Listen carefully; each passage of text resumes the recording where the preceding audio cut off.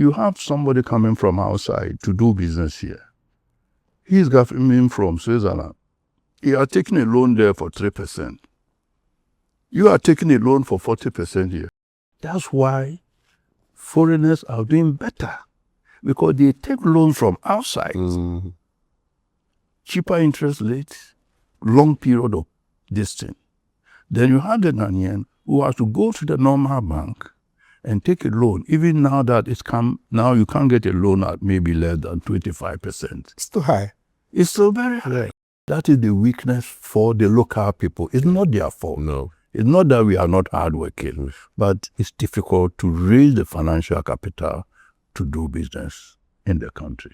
The only mall which is fully Ghanaian owned is still A&C Mall. Something isn't working. And you were number one. Only one. Now you see the China Mall and this mall, and where's the Ghanaian Mall? A&C? Own it. It pains me. You see my wife? She's beautiful. Look at her. Yeah. Pretty woman. You said this one there, this is for me. Oh, this one there. Did she resist you small in the beginning? Did she resist you small? I think she also liked. We say Afa. Afa. Hello, my name is Kafui Day. My guest is Dr. Andrew Kwabena Asamoah, international civil servant, diplomat, lawyer, entrepreneur, real estate pioneer, and most importantly for this conversation, developer of Ghana's first modern shopping mall, A&C Mall, East Legon, Accra. A message from our sponsor. Queuing for your favorite wache, we can accept it. If there's one thing that Ghanaians can relate with, it's queuing. Queuing for trotro, we can accept it. We adjust. We survive. In fact, if queuing was an Olympic sport, we would win gold. But one thing we can't accept, it's queuing to swap your MTN SIM. Swap your MTN SIM yourself in minutes. Visit the My MTN app or dial *1333# to get this done ASAP. No more standing, no more sweating, no more who be the last person. Do it yourself. Simply swap it everywhere you go. And now back to the conversation. Dr. Asamoah, it's a pleasure. Thank you very much. How are you doing these days? I'm doing very well. How do you keep busy? What was today like, for example? No, today was good. I went to Kumasi, came back yesterday night, and in the morning came to the office. I normally don't come to the office early in the morning because at my age, I give myself some time. So 12:30, I come to the office, finish around 5:30. What's a typical office day for you like? What are you doing? Typically, as you may know, I have tried to bring the family into the business. My son is the MD. Another one is the operations manager. The other one, who is an engineer, is our project manager, even though he has his own business, but anytime we have a project, he does it for us. So I'm grooming them to take over. So I leave them space and I'm there to monitor, to watch, to advise, and to let them continue. What does developing a family business mean to you? Developing a family business for me is very, very important because I spent all my life working with the United Nations. I took early retirement at 55. I have a very comfortable pension, and there was no need for me to go into business. I just went into business because I wanted to create something for the family and to do something for my country. So it would have been of no use if I've gone into business without bringing my family into it. I mean, when we say A&C, what is A&C? A&C is Andy and Cecilia. I'm Andrew. My beloved wife, who just left me some months ago, Celia. It's the two of us. could put this together. So from the very beginning, the whole concept was it was going to be family. And I believe the more we do that in Ghana and Africa, the better it will be for us. You don't want to have a situation where when the founder dies, the business dies with the founder.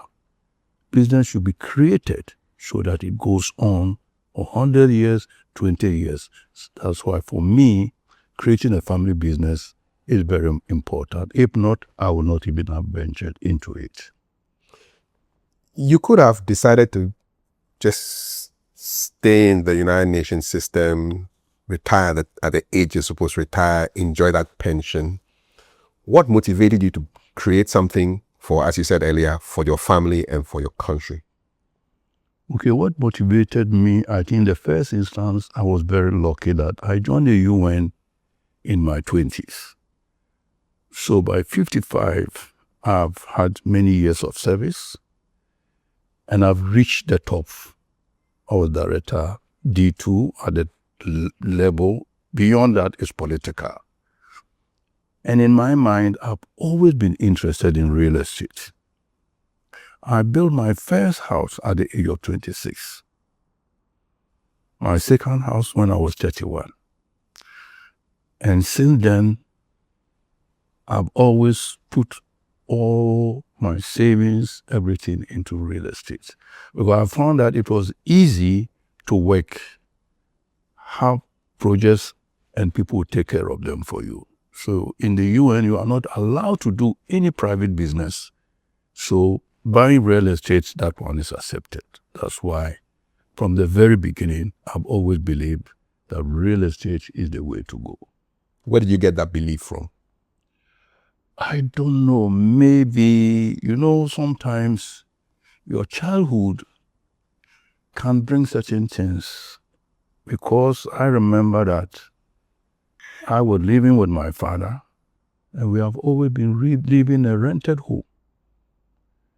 So in my mind, when I got a good job, the first thing I wanted to do was to be able to build a place so that we can have a family home. Because until then, we didn't have a home in Kumasi that we can say this is our family home. So maybe that may have motivated me into thinking of real estate at that young age. You bought your first house in your 20s. 26. How did you do it? At that time, I was in Congo, Brazzaville. That's where I started my career with the World Health Organization. And in Congo, Brazzaville, they use the CFA, So my father was still relatively young, so I was sending money to him. He bought the land. And when I came back, he has almost finished a story building, 4 apartments with a boys' quarters. Was it totally residential or it was mixed commercial and residential? Residential. That was a big project to start off with. I mean, 4 apartments, Yes. Story building. Yes. How many floors? 2 levels. And the next one was in Kumasi also at the age of 35. It was 4 levels with a penthouse at the top. And up to now, the medical officers in Komfanochi live in that place. Up to now, it's still there. It's near Prempeh College in Kumasi. So it's a long-lasting, durable investment. Yes. What are some of the pitfalls of real estate investment that investors should be aware of? Okay, now it's becoming more difficult like in Accra. You buy the land. I mean, we have a land we bought. We have all the documentation. That is intended for what we call the A&C village. We started the work, then people are challenging us. We are now in court. Land guards? No, other people came, they say the land is for them.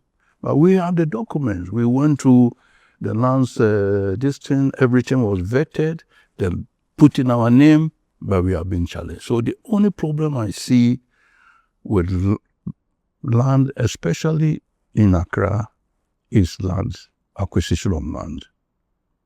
Other than that, I think real estate is one of the best investments. Why? Land is not increasing, but population is increasing. East Legon here, I remember very well, 30 years ago, with 5,000 cedis, you could buy a land. 30 years ago, 30 years. 5,000. 5,000. Back then, what could 5,000 cedis buy? Okay, maybe let's say 5,000 cedis. In those days, Yes. it was not 1-to-1. So maybe it was about $500 or something. But you could buy a plot of land with You could buy a $500. plot of land. But look at today. To buy the same land in East Legon, not less than $200,000. From 500 Or 500 to 200,000. over 30 years. Over 30 years. That's it. So that's why I say, because land is not increasing, but the population is increasing. So there's more need, but you cannot create land. So land naturally, as the years go back, become more expensive. If you had the power, how would you deal with all these contentions over land? I mean, you said you have your documents, but somebody's challenging that, land guards, conflict. What would be some of the solutions? I think the government should have created a land use act where all the land will be taken over by the government. But the chiefs and the owners will get the money, so that individuals cannot sell land. All the land will be sold by the government, but the chief or whoever had the original owner will be keeping land. Even in Nigeria, they have what they call the Land Use Act. If you go to Abuja, all the land is sold by the government, but the chiefs behind get the money. That avoid all this conflict of one land being sold to so many people. So how does it work? The government owns all the land. Yes. And if I want to buy, say, land, You go to the government. I go to the government, I give them my money. Yes. And then what? The government gives the money to the chiefs? No, the government give you the land, and between the government and the chief, there's an arrangement whereby the chief, Maybe a percentage? whatever, that has to be put together. I think that would work It in will Ghana. work. Because once there's one ownership of land, then you don't have multiple people fighting over the same land.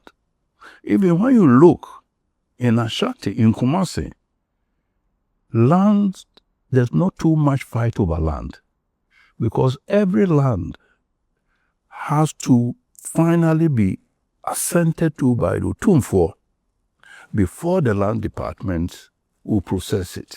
So the king has to assent to it? King has to access to it. So there's one person who access to it. So you cannot have 2-3 people bringing the same land to him to access to it. So it makes it easier.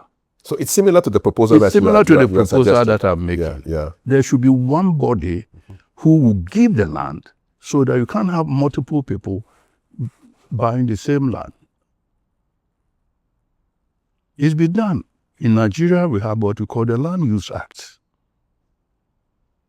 You know, and when you go to Europe and says, all the land belongs to the state. So you can only buy the land from the state. Have you made this suggestion to the authorities in previous times? I mean, we mentioned it. What was their response? You know, the problem, to be fair, such laws are easier done by a military government.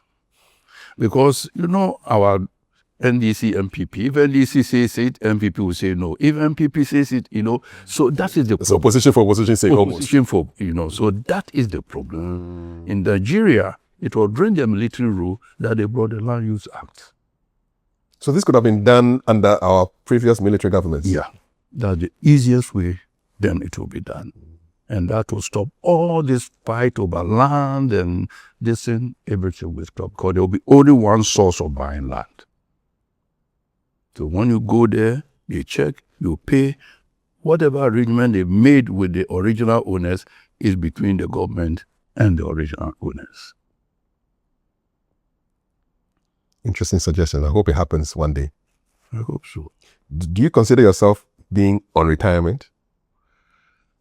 I always tell people that I'm on my second retirement. The first one was the WHO one. WHO, and they're here also. Now I'm semi-retired. Semi-retired. So I'm leaving the job to the children to continue. What are you still building at this stage of semi-retirement? So we have the A&C corner, which we have opened. Yes. We have the A&C, as we are talking now, where we used to have the Lancaster University, we are turning it into apartments. It's going to be a hotel apartment as part of the mall. We have 32 apartments, some, 1 bedroom, 2 bedroom, and a studio. So when you live here, all the facilities are available to you.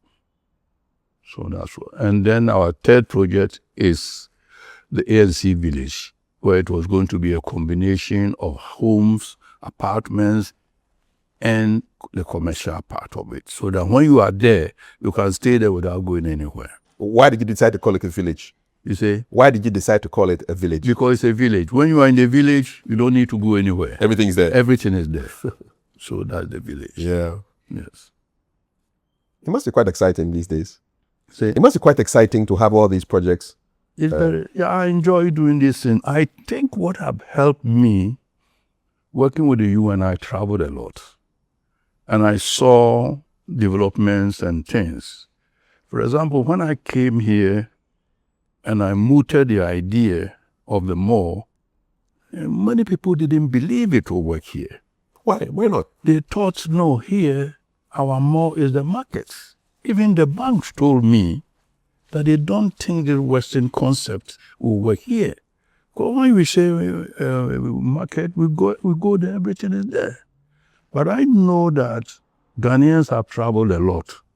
And this concept is not only in Europe. You go to South Africa, you go to Zimbabwe, you go to Zambia, they have shopping malls. So why should Ghana not have a mall? So I believe it will work.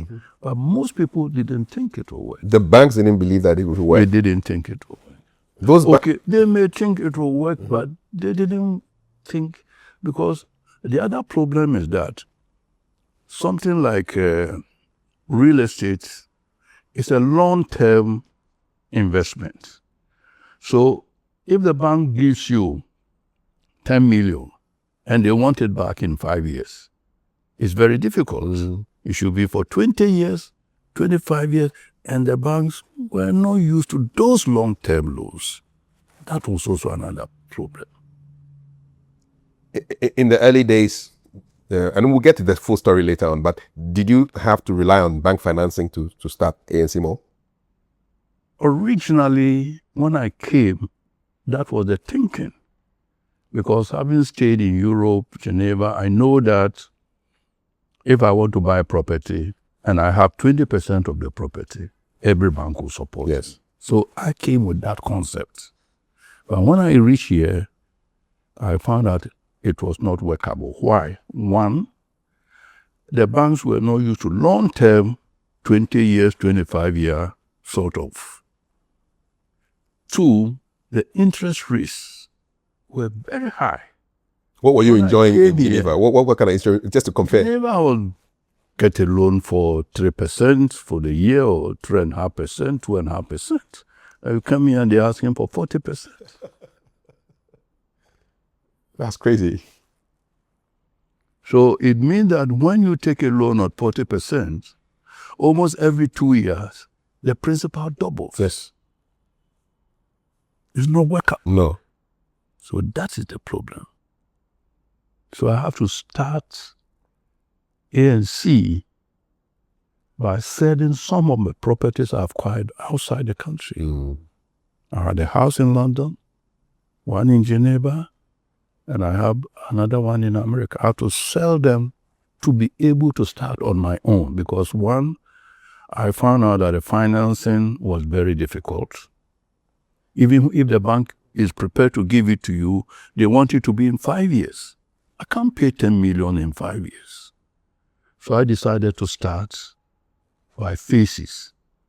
So if you have been watching A&C, The full A&C has taken us 10 years to have A&C as you see it today.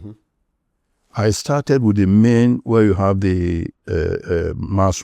Yes. That was the phase 1.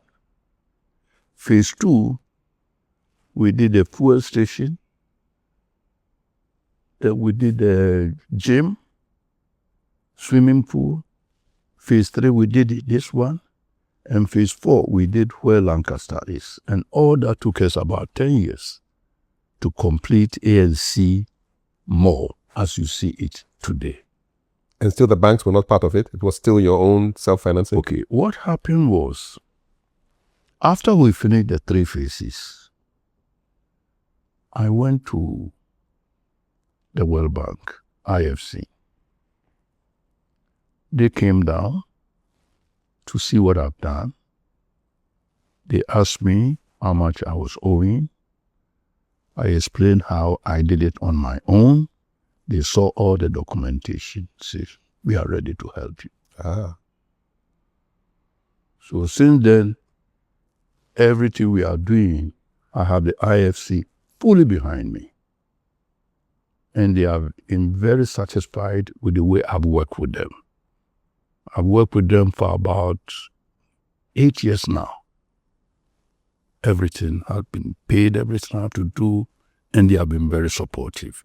And what I like with the IFC is not only are they giving you the money, they are also giving you the ideas, and they come with the people to support you. So you get some consultancy? To get the consultancy. You know, like when we did the corner, bringing in the brewery and all that, they were part of the thinking. So for now, thank God, I have an international financial district supporting our activities. So how does it make you feel that a local Ghanaian or African bank couldn't be part of this success story? No, I don't blame them because, like I said, the banks were not used to this 20 years, 30 years long-term loan. And for this type of project, you can't pay in 5 years. No. Because once you start, maybe it's in 5 years that you start seeing the thing really getting to the ground. You know, so I don't blame them, you know. And that is the problem we have as a country. The government, when I say government, I mean all governments to date, have no plans to help the indigenous Ghanaian businessman. You know, when you go to other countries, they have special banks where not that the government will give you the money, but the government will guarantee and make sure that they monitor and make sure the work is done according to the plan. You know, because you have somebody coming from outside to do business here. He's coming from Switzerland. He are taking a loan there for 3%. You are taking a loan for 40% here. How do you work with that person? That's why foreigners are doing better, because they take loans from outside, cheaper interest rates, long period of distance. Then you have the Ghanaian who has to go to the normal bank and take a loan. Even now that it's come, now you can't get a loan at maybe less than 25%. It's too high. It's still very high. Yeah. What does the IFC interest rate compare? How does it compare? No, that one is in dollars. Okay. And we pay dollar rate. But there's no percentage, like a 2%, 3%, 4%? No, you pay. Okay. But it's good. Very good. I'm very satisfied with it. Yes. Wow. When people meet you these days, is there anything they misunderstand about you? Why would they misunderstand anything? Or they would, for example, when you wanted to set up the mall, people said you couldn't do it. You still have people who see you and say, no, this is not possible. No, we don't understand where you're going. Give us more education. You still have people like that? No. I mean, as soon as he came, Accra Mall came.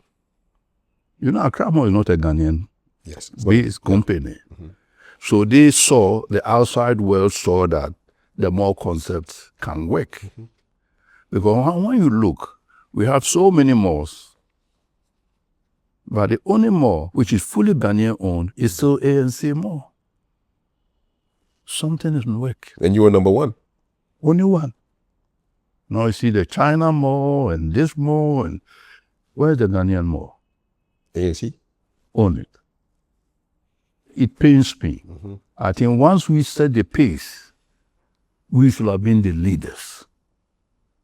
More effort should have been to help other Ghanaians to come into this market. But it's not easy.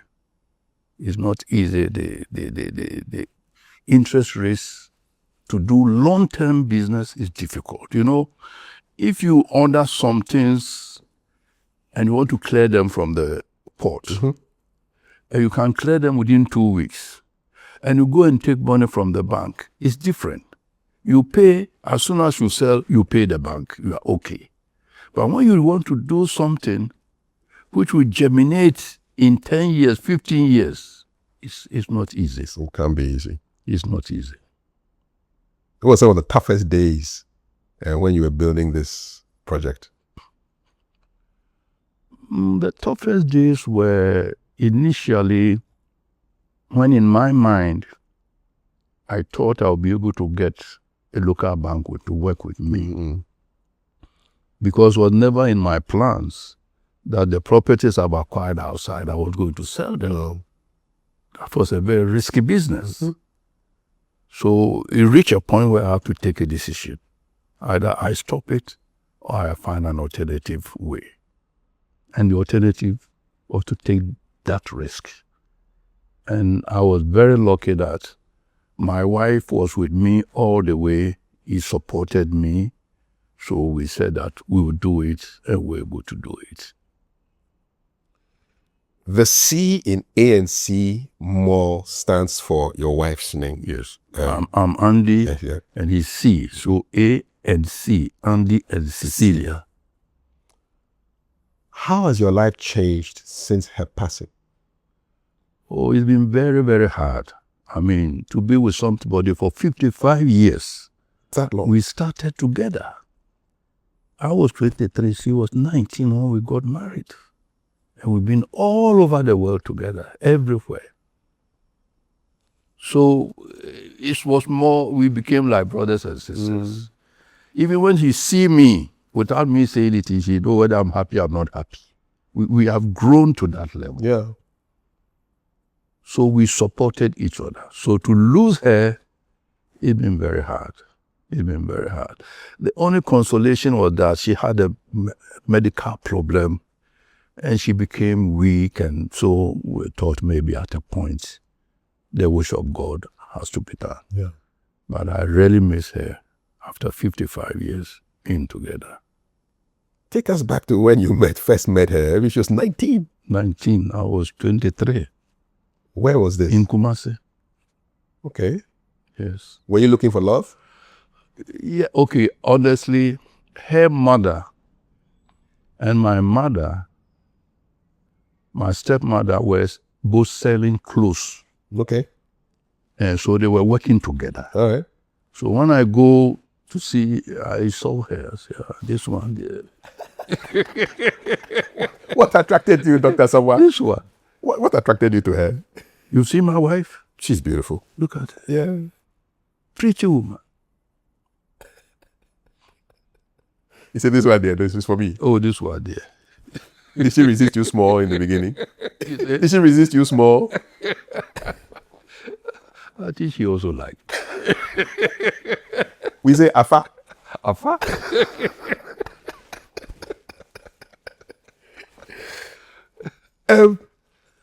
And so you began your life together? Together. Where were you married? Where were you married? We were married in Kumasi. Okay. Then I got a job to Congo. So I came for her. So we were together in Congo. Then at a point, I went to Geneva for training, came back. But the UN, we come on home leave every 2 years. Okay. So we're coming and so from Congo, I was transferred to Nigeria. So I spent about 9 years, we spent about 9 years in Nigeria. And from Nigeria, I went to Geneva, where we stayed for about 15 years. Yeah. So everywhere we were together. How important was she to A&C? She was very important because we started together. When we started, we had a wooden shed. Her office, she was sitting here, I was sitting here. And then we were thinking, planning what to do. So everything I did was with her. We agreed what to do. She was supervising the work, etc., etc. So we did everything together. What was her background? My wife was very interesting. She was a secretary. Mm-hmm. She was working with the Institute of Languages when we met. Then when we went to Brazzaville, she realized that it was a French-speaking country, so she couldn't do any work there. So when we came to Ghana, she told me she wanted to learn hairdressing. I said, why do you want to learn hairdressing? He said that he saw in the Congo, all the hairdressers were whites. In those days, it was only the French who have hairdressing. What year was this? We are talking about 69, 70. White hairdressers? White, all of them. She was the first African to set up a hairdressing salon in Congo. Right? And these white hairdressers were doing hair for black people? Yes. So she set up a hairdressing salon? It was very popular. I can imagine. And when we went to Nigeria also, because we were living at Ikoyi, the exclusive part, when we were living in a government bungalow, she set up a hairdressing at the boys' quarters. And all the ministers, Babangida, everybody was coming there. She used to go to the residence of Phil Shagari, who was the president at that time, yes, to do the hair of the wives. And I know all the big men they were coming to our house. Through the hair of your wife, of their wives? Yeah. Because she was that area, you can't have a hairdressing there because, she was quite exclusive. To have one exclusive area. And because she was also a Ghanaian, everybody was. Were Ghanaians popular in that time? In the 80s? This is 80s, right? In those days, there were a lot of Ghanaian teachers and everything. They call her Mama Ghana. Mama Ghana. Everybody knew her. Everybody knew her. So she been very supportive. I mean, after 55 years of marriage, do you still unconsciously find yourself wanting to tell her things, or you sometimes forget that she's no longer around? No, it happens. It happens, huh? Yeah, because her bedroom is here, my bedroom is here, and every morning she used to come to me. So sometimes I'm lying down and I see her coming. Wow. Yeah. Oh, may she rest well. How have you changed since her passing? No, I don't think I've changed. She was always talking to me, so I've tried to be strong and move on. Do you think your faith has become more important after she left? I think so, because before, honestly, she was the one who was dragging me to church. But since she died, I always feel I should go to church. Yeah. At least for her. Yes. And I do that. Yeah. Say a prayer, light a candle. Yeah. You're Catholic? Catholic, yes. How important is your faith to you? Is the Catholic faith to you? It's very important because I went to a Catholic school, primary school. So I've been a Catholic since I was born. So it's been part of me. In Geneva, she was, everywhere we've been, she's been serving in the church. Even when we came here, she was serving in the church as Christ the King. When we were in Geneva, she was serving in the church. When we were in Nigeria, she was serving in the church. So I always go to church to support her. Are there any conversations you wish you could still have with her? Conversation? Yes. Is there anything you'd have still have loved to say to her if she were around? No, so many things. What is in my In head? your head. Yeah, yeah. What would she say about you today if she were around? No, my wife was very proud of me because she knew how I started. Even in the UN, I didn't go there at the top. I started from the bottom and worked my way to the top. So she was very proud of me. May she rest well. Now I want you to take it all the way to the beginning. I want to hear some of your earliest memories. What do you remember most from your early days? The little Andrew. You know, my life has been very difficult in some ways when I was very young because my father and mother separated when I was about maybe 7 years old. Mm. We were two boys and my father took us to stay. So look at 7 years old staying with your father. And my father was a trader. So sometimes you go, when we were young, she used to have trucks. 2 trucks used to go to the north. So when the trucks are going, she will sit in front and go with the drivers before they come. So sometimes 2 weeks, she was not in the house. And who are you with? Alone. A 7-year-old? Yes. With your brother, younger or older? No, my older brother. There was only about 1 year difference between us. How are you eating? Oh, we go out to eat. He left money. He left enough money for He you? gave us money. We go out, we're staying in the Kumasi, Bompata. Is that where you were born, Kumasi? Were you born in Kumasi? Yes, I was born in Kumasi, Bompata. Okay.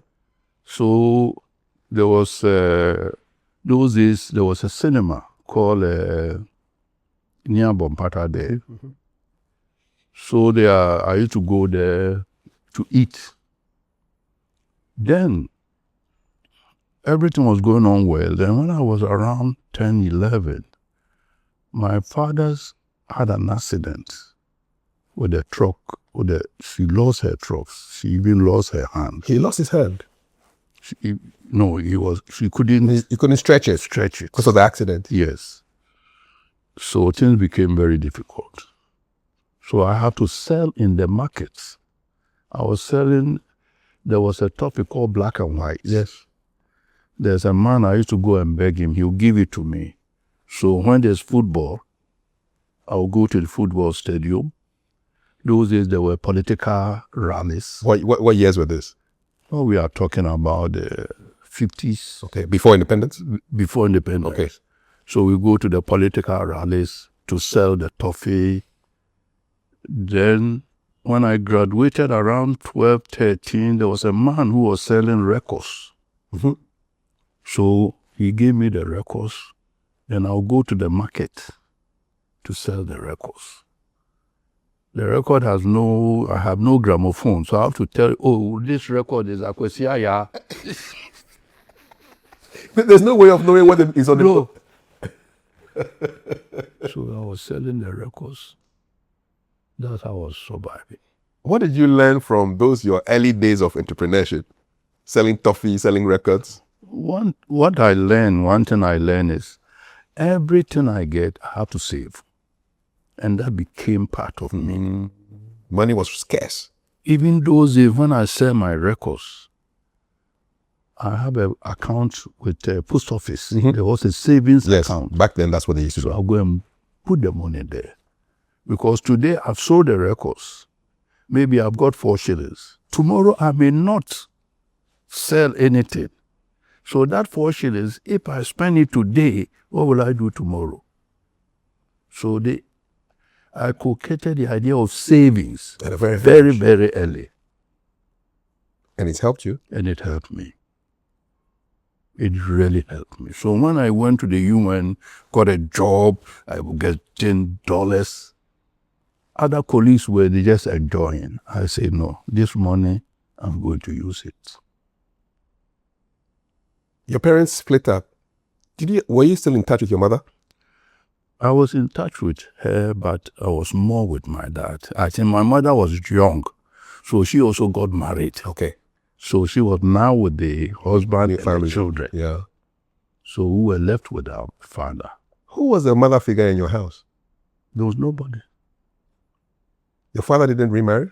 No. It was later when my father said he didn't want to remarry for any woman to come and make life difficult. So he married when I remember very well, when I was about 19, when he remarried.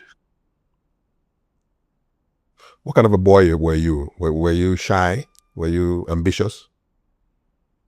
I was ambitious. I was good in school. So one of the things I enjoy is going to school. So I never missed classes. Even though there was nobody to say I should go to school, I will make sure I get early and go to school. Because when I go to school, I'm happy. So nobody forced me, go to school, get help. No, I will make sure I go. My father will be away sometimes. He got sick. He was in the hospital for about 2-3 months. I was alone. But I go to school every day. Where was your brother? My brother went to stay with somebody. So I was alone. But he used to come weekend to see me. What was it like living alone? I mean, when you are young, I'm out with friends. We are playing. We are doing this. In the evening, you come. It was okay. We managed. What do you think was your biggest influence at that stage of your life? I think my biggest influence is it made me very ambitious. Because I saw that I could make it. Even selling things, thinking how to put some money here, doing all that, it was all building me. You know, and one thing I said is, I never misuse money. Because I know the value of money. Were there people you looked up to and you thought, you know, I could be like this person if I work hard? There was 1 or 2 people around who I knew, who I looked to them. And they also, one of them became an ambassador. The other one became a professor. And they were like me. They started with nothing. But they were very hardworking, very ambitious, very intelligent. So they were about 5 years older than me. And all those people became somebody. One of them got an ambassador to, I think, South Korea. He was in the Korean service, and he was a career diplomat. One of them went to the States. He became a professor in one university in America. So those were the type of people that I saw because they were very intelligent, they were hardworking, and I look forward to some of them. Judging from your experience, what kind of advice would you give to young people who are going through hard times? I think one has to be focused. One has to decide what one wants. If you are in school, because I always tell people that, look, nobody is born an idiot. Some people have the brain of first class. Some people have the brain of second upper. But if you have the brain of first class and you don't work hard, you come down to second lower. If you have the brain of second lower and you work very hard, you come to first class. If you have a brain of third class and you work hard, you come to second class. So you don't lose anything working hard. So there's a lot you can control. There's a lot you can control. Okay. You know. So no, everybody, the only problem I see in Africa is sometimes people don't get the opportunity to be good in what they are born with. For us, it's always book. But people are very good with their hands. People are good as singers. So when you are in you see where your strength is. The only problem is that here, unless your strength is in book, sometimes you don't discover your inner destiny. Because there's intelligence, you can be good at even organizing people, and that's a skill. That is something. Yeah. You know, people are born leaders. Yes. You know, you are there with 10 children. There's one child who always manages the other children. That's a skill, and that's a talent. That's what he was born with. Here, sometimes we don't see those things.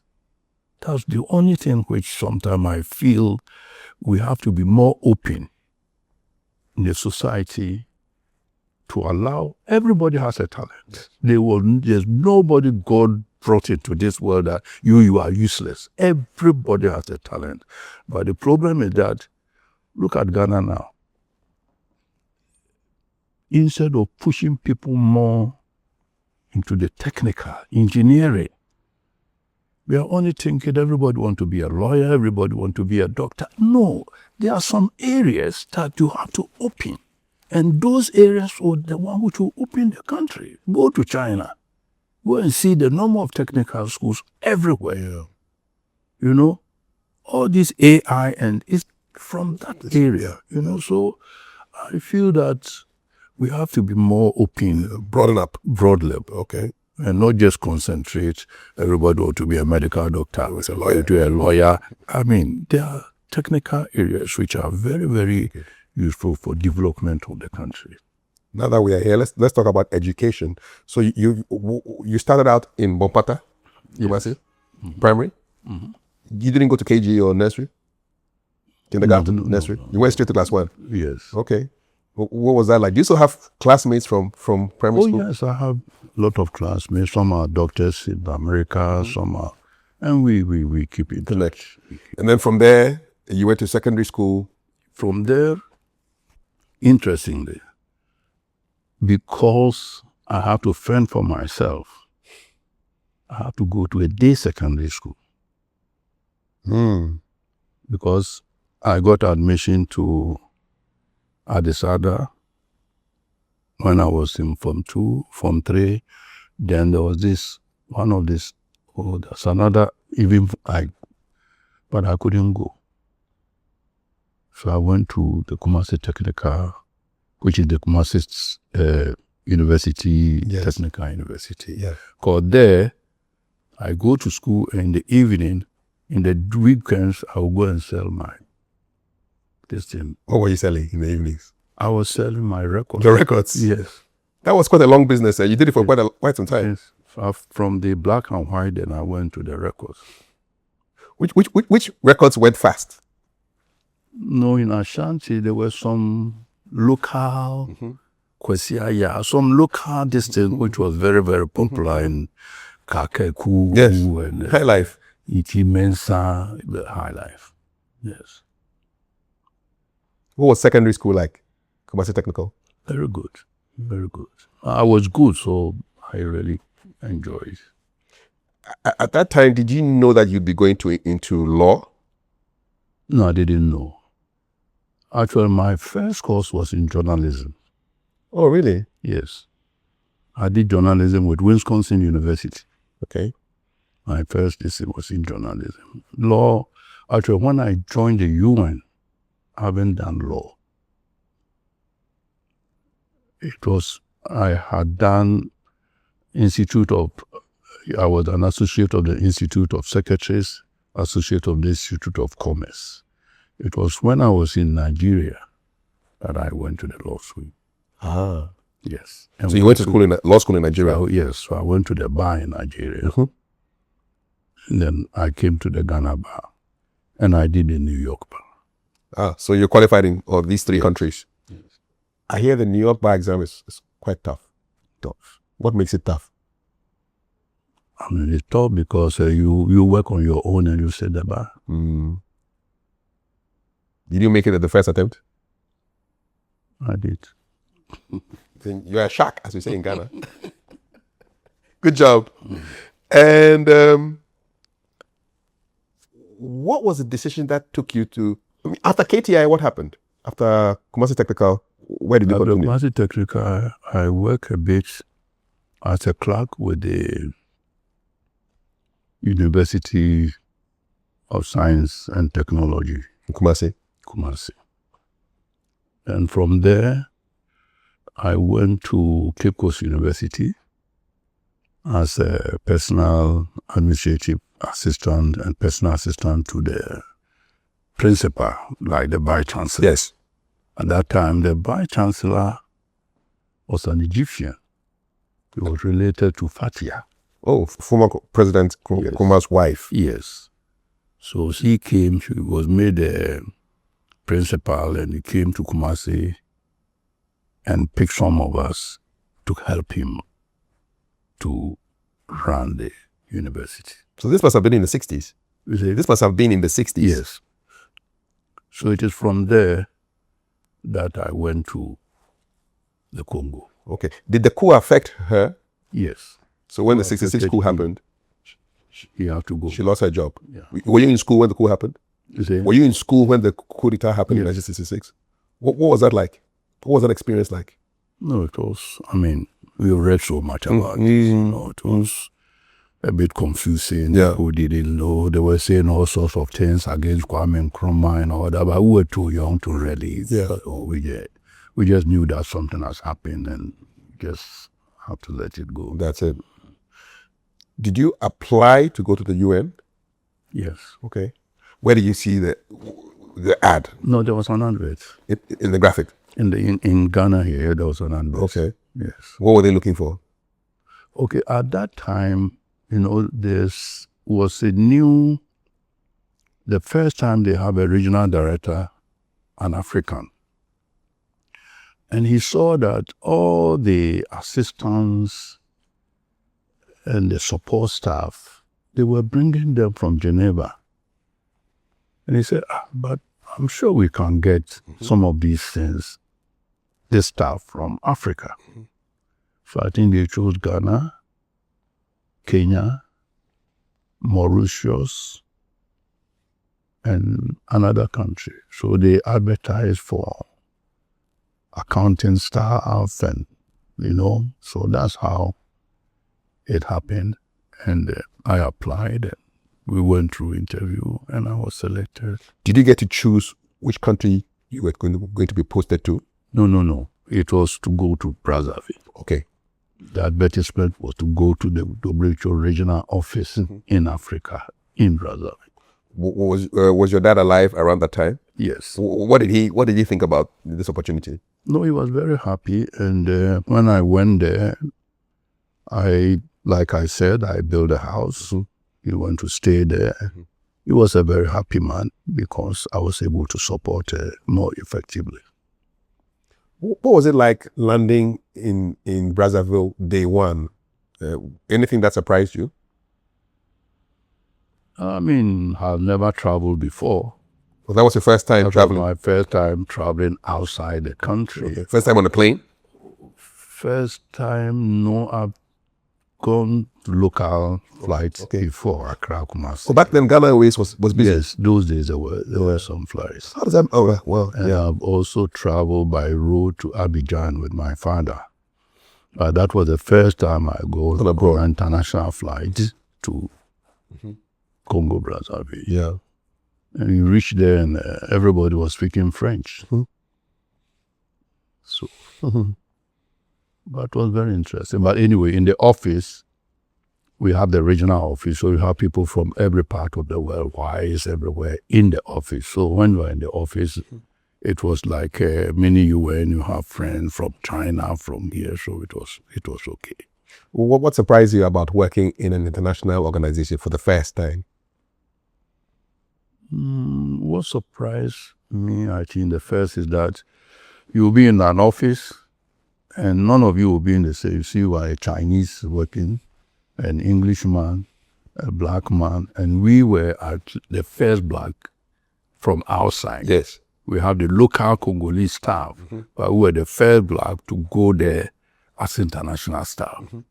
So it was very interesting meeting different people, It was very interesting. What was the question you heard most about Ghana? I mean, when somebody finds out you're from Ghana, what would they ask you? Kwame Nkrumah. They expect you to know him, eh? Kwame Nkrumah. Why did you people, he was a good leader, why did you people get rid of him? That And these are the Africans asking you, or all the other people? Other people were also.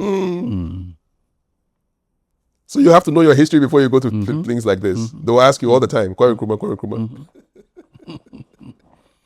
And in those days, it was still the fighting for independence in South Africa and some of the other countries. So Ghana was very popular because we supported a lot of these countries. So everybody knew Ghana, and Ghana was very much appreciated. Looking back at your long tenure in the UN system, what would you say makes somebody succeed inside the UN system? What are the tips for success inside the UN system as somebody who is working in that system? Hard work. Because once you reach there, and I always tell people, when you're an African or you're a minority, you are considered guilty until you prove yourself not guilty. When you are a white person, you are considered not guilty until you prove yourself guilty. Basically, being an African, they don't think you measure. It's natural in those days. But when you work hard, and one thing I've noticed that once you work hard and they accept you, they forget your color. Was it annoying in the beginning for people to think that you can't do it just because you're black? For me, I found that it was not annoying. I found it was challenging, and it was to prove them wrong. It was to prove them wrong. It's natural that they will be, this, can they do it? But then you prove them, you can do it. So for me, it was challenging. It wasn't annoying. These days, the WHO, World Health Organization, is dealing with issues of Ebola. 6 years ago, it was COVID. In your time, this is like late 60s, early 70s? 70s. What was the big global challenges that... Smallpox. Smallpox was okay. Smallpox. So we have a program trying to eradicate smallpox from the world. It was a big thing. Were you involved in any way?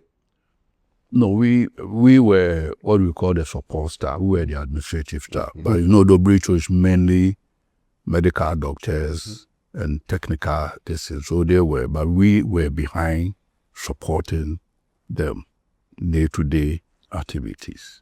But we knew what was all the strategies of the organization.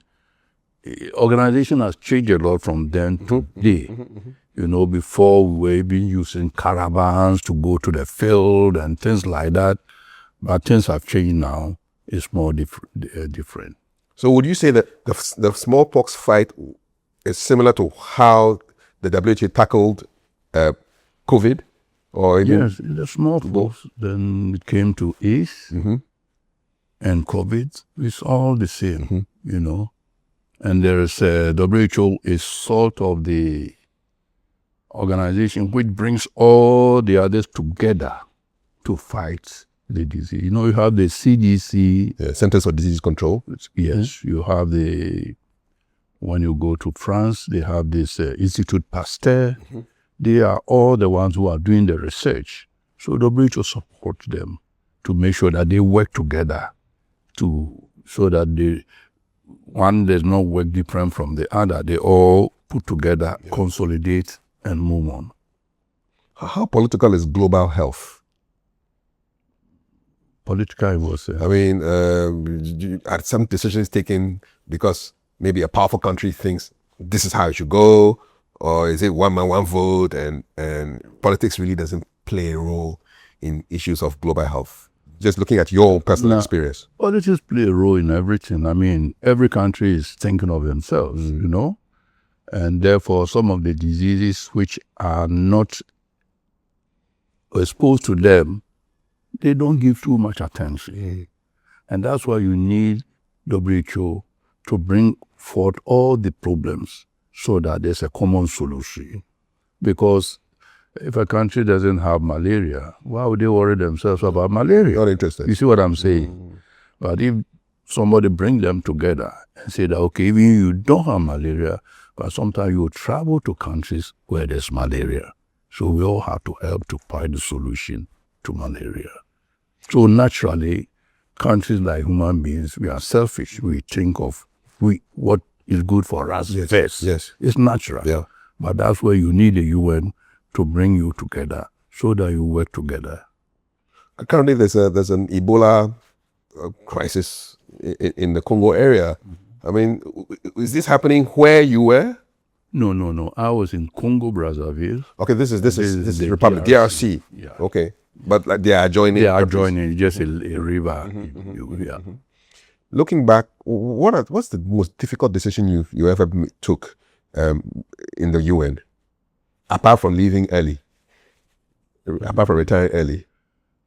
It's very difficult to say because, like I told you, I rose from the ranks until I became a director in Geneva, and so there were a lot of things that we have to do. Like when I was the security coordinator, we have to coordinate all security problems, and sometimes we have to declare a country that we have to move the staff away because there's an emergency or there's a war, Because that must have been giving you a lot of headaches. Yes, it's a lot of work to be done.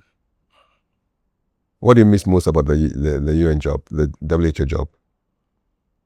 What I miss was that there's a system. Things work. I mean, if you work in these organizations, you cannot steal money, you cannot, everything works. All you have to do is to do your own parts.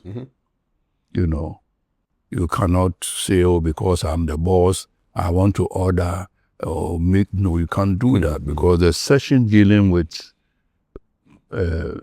ordering things or this thing is a session doing this. So everything is put together. So there's order and structure. So you add that structure and the system is working and the system is driving you along. Your proudest achievement? What was your proudest, the achievement that makes you smile the most when you lie on your bed and you think about those days? What would you say? I think my proudest achievement is working to reach the top level of the system. Was it hard? Oh, it was, like I said, just work hard. Just work. Could you feel like opposition, people trying to kind of prevent you from getting there? Could you feel that sometimes? No, but it's natural. When you are working in a system, there's competition. What you want, somebody also wants. So it's normal. It's just that you have to prove yourself to get it. That's all. It's not a fight, but naturally, we all want to go and sit on this seat. You want to sit there. I want to sit there. Who gets there first? Who gets there first? So for me, you work hard. You are fair. You do your work to the best. Support everything. You get there. For those of us looking outside into the UN, you think, there must be levels of bureaucracy which must be frustrating. Is that the fact? Were there like levels of a lot of paperwork to get approvals done? No, not really. WHO, UN, for example, you can sit in your office, you put something together, you send it to your boss, you look at it, you send it 5 minutes, 20 minutes, they've agreed or they have not agreed. It's very well put together. Very well put together. You think you adopted some of those systems into the way you run A&C? Definitely. Even though I have given a lot of power to my MD and things, but I see everything. I monitor everything. And I advise, and I feel it's needed. So everything going on, I can see. It brings me nicely to leadership. How would you define leadership, Dr. Asamoah? No, leadership for me is to lead by example. You don't lead by saying that, we are doing this at this time. Then you come 1 hour after. Because people are watching you. For example, I have my children working with me. If I favor them, what would the other staff think? Everybody has to be treated equally. Whether it's your blood, they are all working for the common good of the company. So everybody has to be treated equally. And even you, the leader, you have to lead by example. It is when you lead by example that the others will see and emulate what you are doing. And if you just come, is there you collect money, go, and then as soon as you go, everybody will leave the office. Well, boss has done it, so we can also do it, that kind of thing. You come across to me as a very calm person. Have you always been like this? Okay, maybe, these things you develop due to your experiences in life, Like when you are working with the UN, you are an African, black man working with white people and things. Sometimes people will say things, you need to be calm. You need to know that sometimes people talk without thinking. But did you get angry sometimes? Everybody gets angry, but you have to make sure you don't allow anger to carry you. Mm-hmm. Because you don't win by being angry. Even with your staff, shouting on them, it doesn't help. Call him like your son. Talk to him. Explain what he has done. He's a human being. When he realizes what he has done, you say, I'm sorry, sir. But if you call him shouting on him, it wouldn't change anything. Then you become defensive. Yeah. I feel that when you are calm, when you talk to people nicely, when I'm having meetings, I will tell jokes. Everybody they see me, they start to laugh. Because so they get relaxed. They relax, and then they can talk. They can talk. Yeah. So it's very important that you have to build a team that they feel they can tell you what they see. But if they tell you what they think you want to hear, problem. It's dangerous.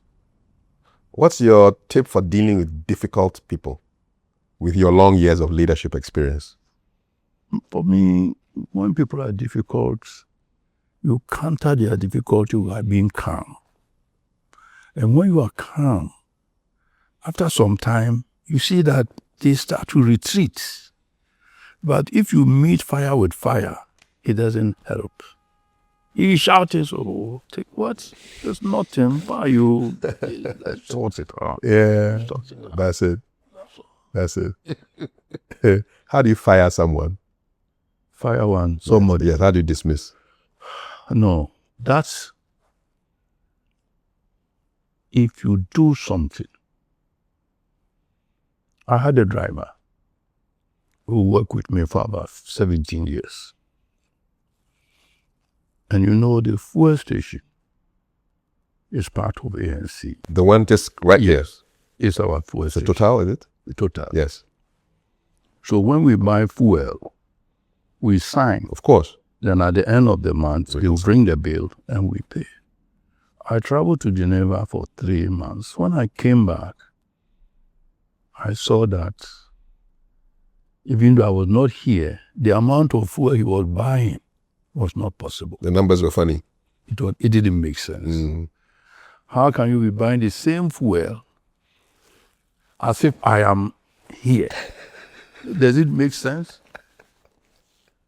You were nowhere to be around. You were not here. I was not here. And you were still moving. And you still buy the same fuel. Where were you going? So that one is dismissal. How did you confront him? Did you confront him? When first I confronted him by, when I'm here, this is the ceiling of fuel we buy. I've been away for 3 months, but the whole 3 months we are buying at the ceiling. How did it happen? He said, but you asked me to warm the cars. I said, but you have always been warming the cars even when I am here. So warming the cars alone, you have to buy fuel for 5,000 every month? There's something. Okay. Bring me because we have a voucher. You sign. And normally, is the supervisor who should sign. When he brought it, he had been signing himself. Judge and jury. He's approving the He approves and then he says, yes. So what they were doing is with the fuel attendants. collaboration. If they put 200, they write 1,000. Oh. Then the 800, they share. They share. Dismissal. Straight up. Dismissal. Did he come to beg? You know how they do? They come with family and things like that. Nothing. Dismissal. There's nothing to this case. You know, some things that somebody do something wrong, you can't call him. But when it comes to this type of theft and all that stuff, because once you encourage it, others will do it. So you have to set example. Is betrayal a forgivable offense in business? It depends on the type of betrayal. Sometimes there's some betrayal that you can, he didn't think he made it. But some are so dangerous that if you forgive, it will lead to something distant. So it depends on the type. Have you experienced any dangerous betrayals in business before? Not really. Not really. Just stealing little things here and there. That one is normal. Just get them out. You hear it said a lot that character is important. You know, it's as somebody who has been in business for so many years, is it true? What is character? The character of the person that you're working with. How important is it to business? It's very important.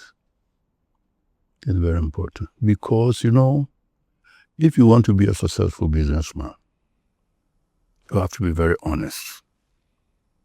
Because sometimes people will supply you things. And when they supply you things, you assure them you pay on a certain date. You have to pay. If you cannot pay, you have to call them and speak to them. But sometimes people will take your goods and they don't want to pay. All the people I started working with, 20 years ago when we started, I'm still working with them. All the suppliers, I'm still working with them.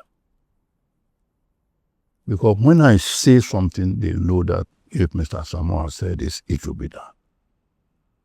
So it's very, very important. If you want to be a successful businessman, be honest. It will be gradual. It will not be like this, but it will be moving slowly. But when you become dishonest, you're cheating people, you go down. Let's talk about coming home, because we're now coming to the A&C story. Was there a day you woke up and you said to your wife or to yourself, we need to go back to Ghana? No. It was planned. I knew that when I could go on early retirement at 50 or 55, or go on full retirement at 60, which later on became 62. But it was planned that at 55, we will leave. And it was planned that when we leave, we'll go into real estate. But it wasn't planned at that time that we'll build a mall. It was when I came to Ghana and I realized that there was no shopping mall here. That's where I said, no, I think that's what we should do. Originally, I thought I would just build houses and like estates and things. You know, so I knew I'll be leaving and I knew I'll not leave to retire. You do real estate. I knew I wanted to do real estate. But the mall was not the first thing in my mind. Was there a particular mall in your mind that inspired you so much when the mall idea finally came to your mind? Yeah, there's a mall I saw in Miami. You see that a lot of the malls you see, they are enclosed. You see A&C is scattered. Yeah, I saw something like that in Miami. And I liked the idea. because of the weather here, you don't want to have a full enclosed bulb. Yeah. So Electrification. people can move. Can move, yeah. Then AC costs and things will be down. Yeah. So that we don't have a central AC. Yeah. You have an open air. Yeah. And inside your shops, you have your AC. Yes. You save money. Yeah. So you save money. And for example, here, every tenant has his own meter. So no conflict. So no conflict about electricity. Or I didn't pay it, no. You used it, you pay. Whereas Accra Mall was different.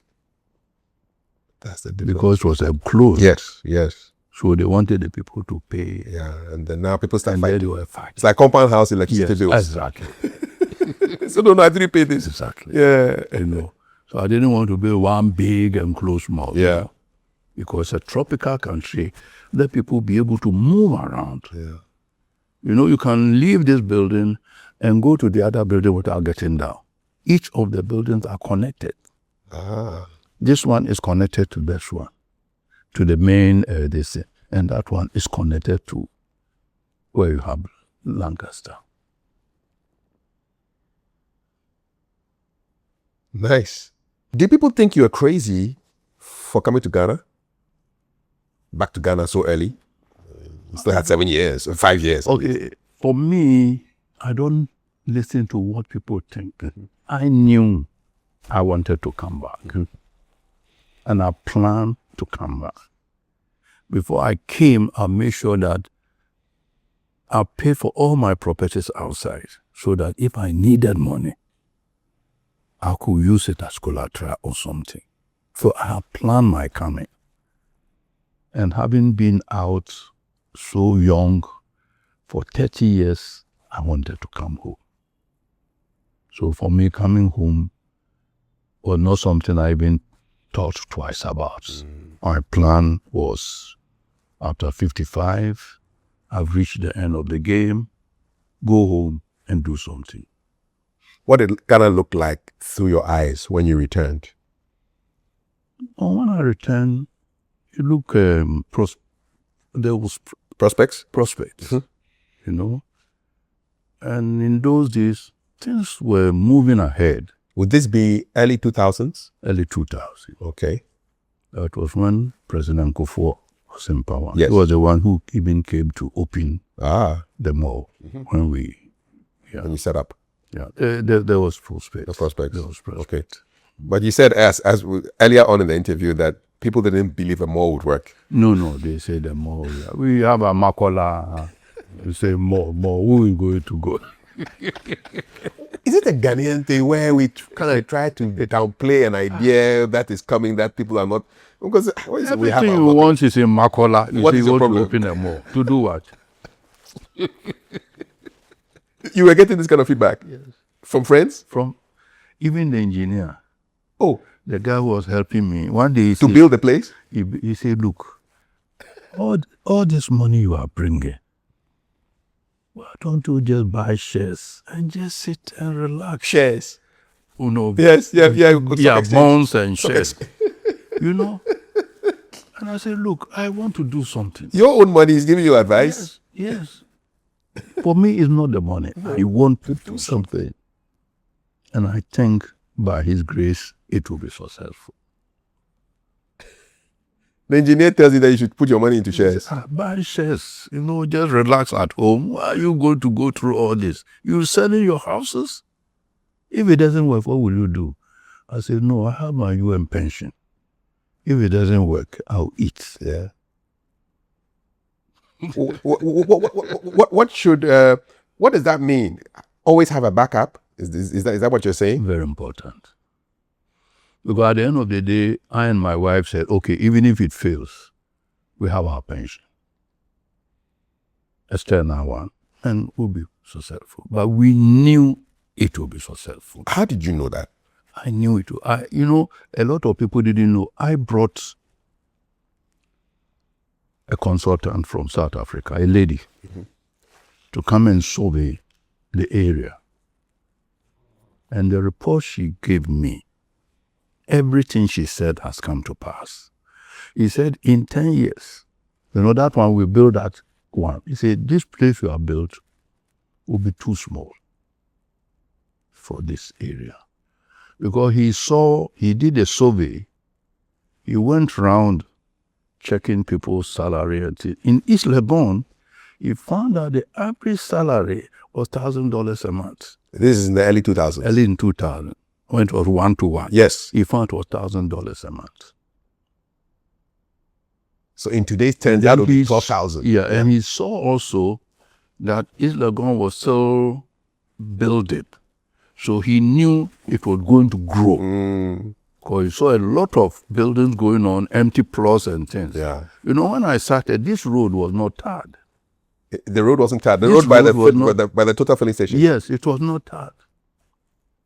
I contributed to tarring that road. The road behind here was not tarred. Describe the place for me. What did it look like in 2002? It was like a forest. There were isolated houses here, but it was not built like you see now. It was still growing. So East Legon has grown a lot. So you got in at the right time, really? I think so.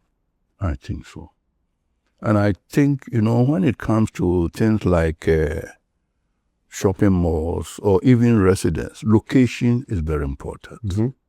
I think we were very well located because this is a neighborhood mall. What does that mean?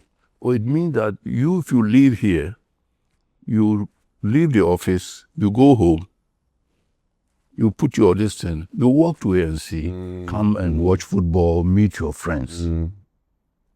It's not out of town. It's not out of town. You don't need to drive there. Yeah, it's neighborhood mall. If you are living around, you take your car, 5 minutes you are here. You enjoy with your friends, 5 minutes you are back home. You are not driving all the way to town and to come back. And also the level of the people here, education background, a lot of them have stayed in abroad. So malls and things, they are used to it. It's not a big deal for them. Why did you choose this particular location? What were the factors? Okay, one, I got the land here. But I had the land 10 years before I came.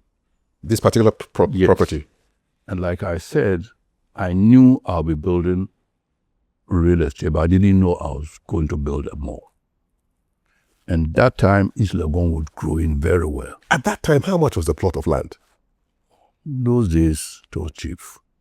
Even 2000, if you have 50,000, you get a land, $50,000. Yeah. Now you need 200 and something thousand before you get a land. Yeah. But what I saw also is that it was not, sometimes you go to a neighborhood, it's already been built. It's an old neighborhood. Yes. It's not going to grow again. No. A&C was, East Legon was growing. It's growing. So that is what I saw, that there's prospect here. So at that time, the old neighborhoods would have been airport, right? Airport residential would have been the old neighborhoods. Yes.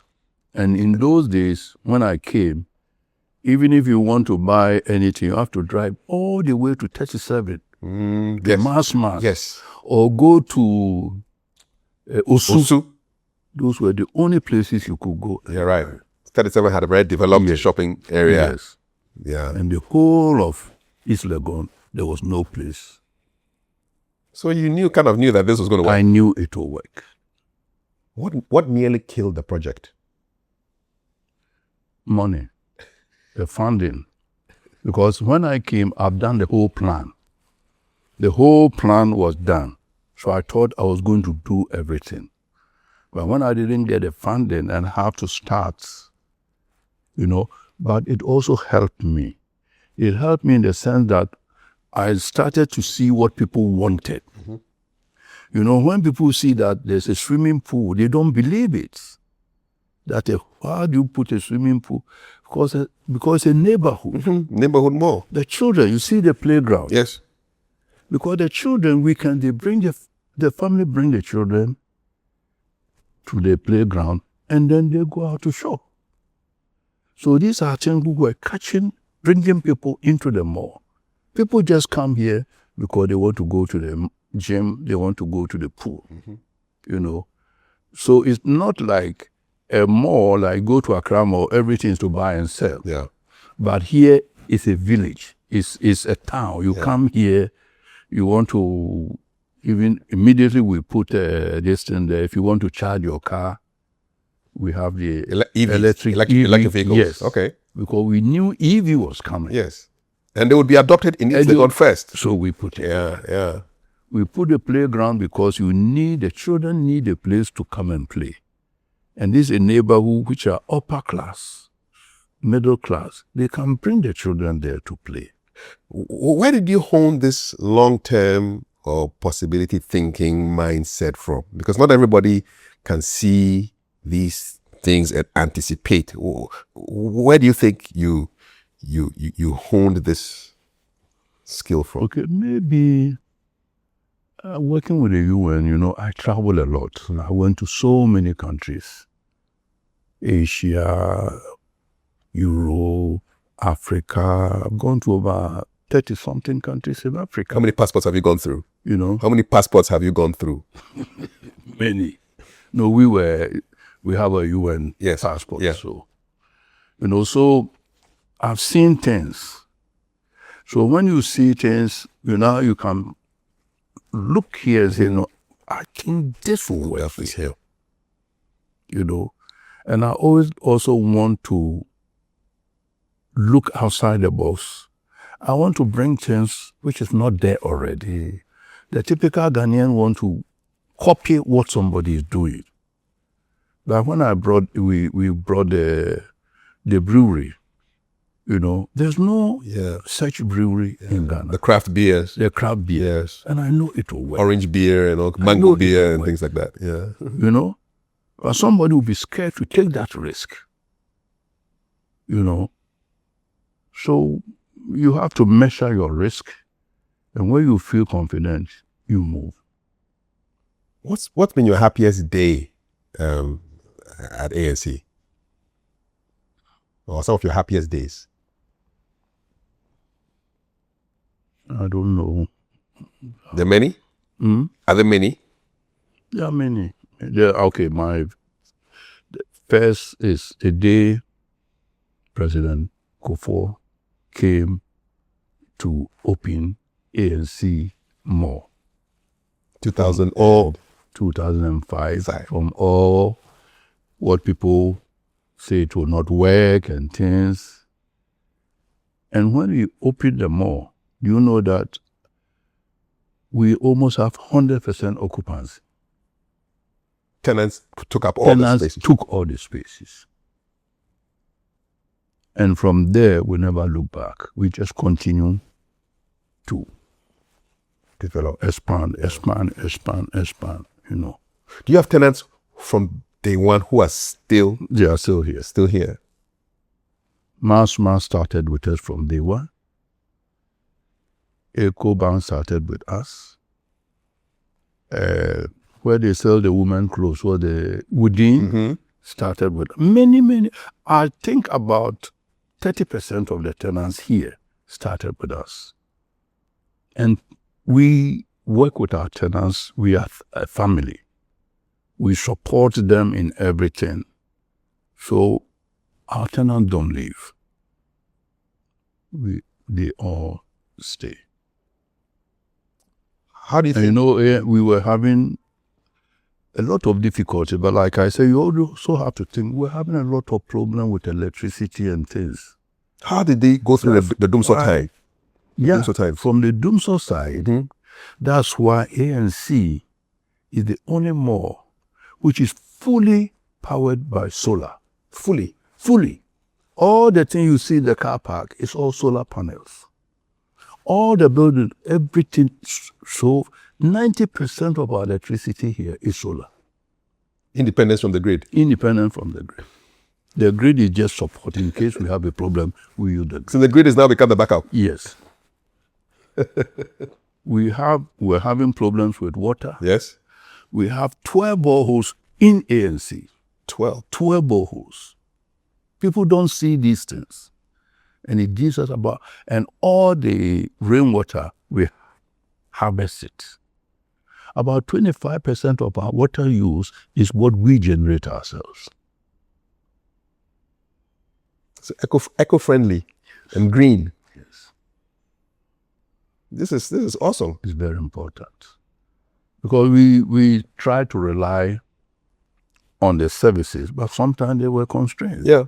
So you have to do something to support it, to back it up. Now with the solar, we don't have a problem. 24 hours here, you have There's power. Power. And these are the type of things which encourage people to come. They know, oh, even in the houses, when their lights go off, they route come and charge your phone here. They route to A&C. You can see them buy beer and spend and watch football. Send the children to the playground. Yes, and then and go home and sleep. And go home in your sleep. darkness. Yes, So you have to create the atmosphere for people. I mean, I meet people here, they say, look, if I don't come to A&C one day, I feel that something is wrong. I must come here every day, even if it's just to walk around and go. It's a real neighborhood mall. Exactly. I wonder what your former colleagues at the WHO, what did they make of your new career? They are very proud of me. They are very, very proud. Some of them come to visit? They come to visit, and like the last time I went to Geneva, they invited me to give them a talk. Because a lot of them are not from Switzerland. They are there working and they want to go back home. Yes, yeah. So they wanted to learn the difficulties in setting up businesses home, what are the problems you go through. So I gave them talks. People come to ask questions and I explain. You become a consultant. I become a relocation consultant. Exactly.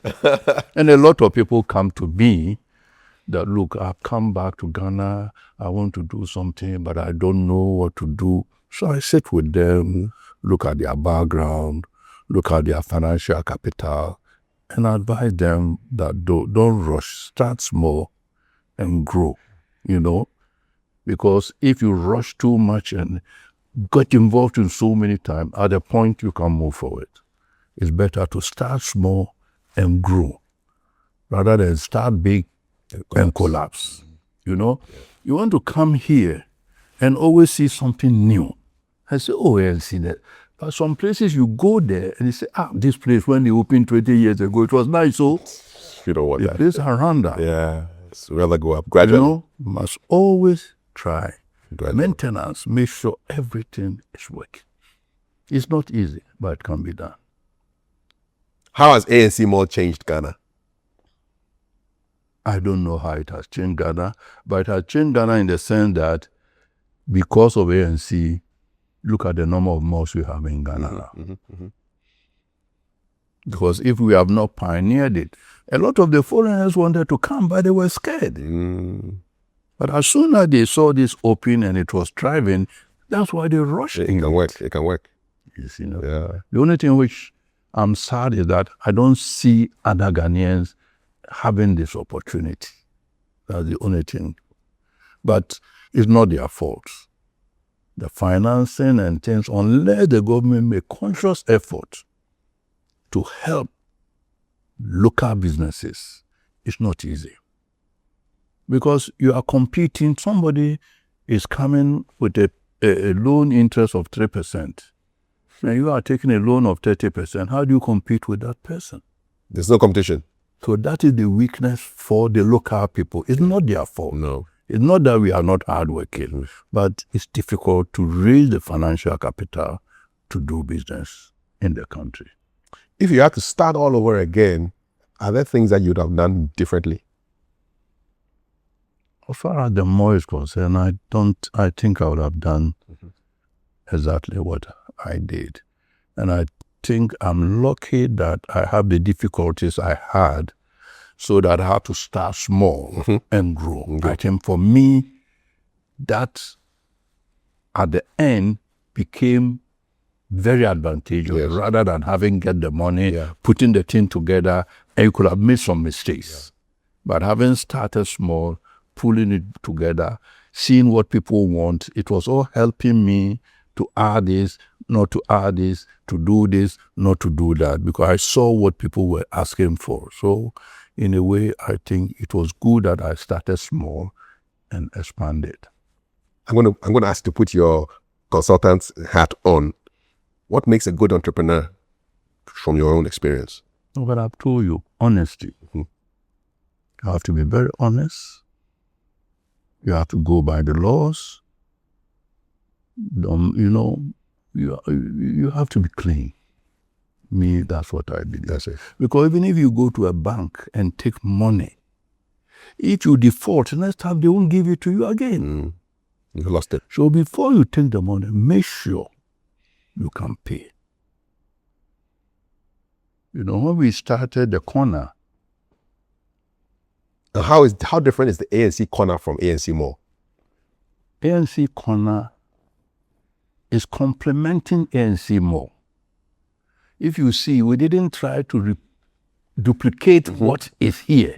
We tried to put something different so that from here you go to the corner, or from the corner you come here. So it's not competing, it's complementing each other. Because we don't have the craft beer here. Yeah. So you go there. So you get to see what's also there. You go to see there. So it's complementing each other. In business, what is overrated? What is underrated? What do you mean what is overrated? I mean, what is something that people think, oh, this is so important in business, but in actual fact, no. Is money overrated? For me, money is overrated. Money is important. But for me, integrity, honesty, righteousness is more important. I won't do something just to make money at the expense of other people. In the long run, to come back to you. I don't believe in that. I believe in being clean, being honest, that anybody dealing with you, without you signing anything, you say, oh, with Mr. Asamoah, I don't have a problem. That is very important. And you have to work so that the people you are working with, they respect you. They know you mean well for them. You are not there to cheat them. I mean, during the COVID period, I asked the tenants not to pay any rent. Oh yes. For how long? It was about 6 months or something. You asked them not to pay rent? Yes. Because the shops were closed. Yes. Why would I say they should pay? Yeah. So I know Asamoah, they went to fight with them. That we hear and see they have. yeah, of course. But you're the pioneers. I mean, you have to show them the way. Yeah. Because if you are closed, Yes, the period, okay, when it was bad, we cut it rent to half. But when we close completely, we say for that period, no rent. Yeah. And they stayed after everything? Nobody left. Nobody left. I mean, is it fair? Yeah. You're right. That the thing is closed. And you are still paying. Because they have signed a contract, the meter is still running. You are insisting. No, you have to. Yeah. Business with a bit of humanity. Exactly. Makes it better. Yeah. Advice. What's your advice on how to spot an opportunity? It seems you spent your whole life spotting opportunities, from the black and white toffees to... I believe that if I'm from outside, I'm a Ghanaian, I've stayed outside, I want to come back home. If I'm in East Legon, I'll be looking at something I can add, something which is not here. People tend, the hotel business, no. There are little things which we need in this community, which is not available. So always think outside the box and add something. Don't copy because before you copy, those you copied for, they've already made their money. Yeah. And because we are still developing the country, there are still things we need. So just reflect. You stayed out, you saw services there. Look at something you can add. But what I see, people just copy. They say that this business, then everybody... This one is hot, let's go. Before you reach, everything is done. That's the thing I see here. So look for what people need. Now if you see, people are just building and building and building, and they are building for the middle and upper class. What is the percentage of the middle and upper class in the country? Not much. But what about the lower class?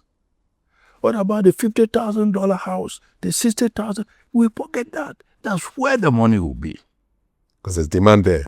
That's where the demand is.